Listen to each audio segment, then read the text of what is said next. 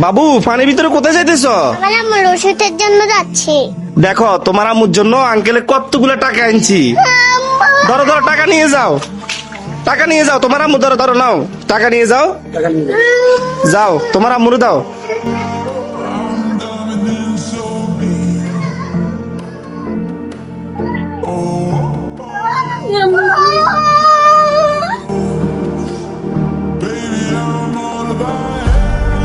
আমাকে যারা টাকা দিয়ে সাহায্য করছে তাদের সারা জীবনের জন্য আমি ঋণী হয়ে গেছি।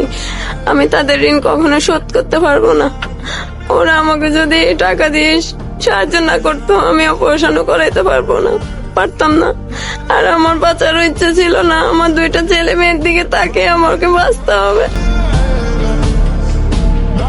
আসলে ওনাদের এমন একটা পরিস্থিতি, মানে ওনার বাবা ডেলি কাজ করে, যেদিন কাজ করে সেদিন হয়তো ঘরের ভিতরে কিছু আনতে পারে, কাজ না করতে পারলে ওনারা উপাস পড়ে থাকে।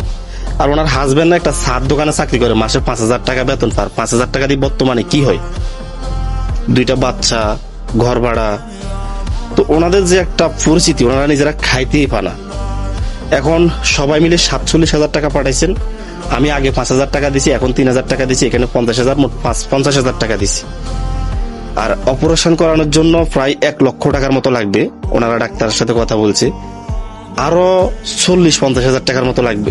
আপনারা অনেকে আছেন অনেক জায়গায় অনেক টাকা অপচয় করেন। আপনারা চাইলে 2-3 জন কিন্তু ওনাদের পাশে দাঁড়াইলে বাকি টাকা হয়ে যাবে। তাহলে আমরা এই বোনটার অপারেশন করতে পারবো খুব শীঘ্রই। ভিডিওটা সবাই বেশি বেশি করে শেয়ার করবেন, অন্তত এই বোনটা একটু হেল্প পাক। সবাই ভালো থাকবেন। আসসালামু আলাইকুম।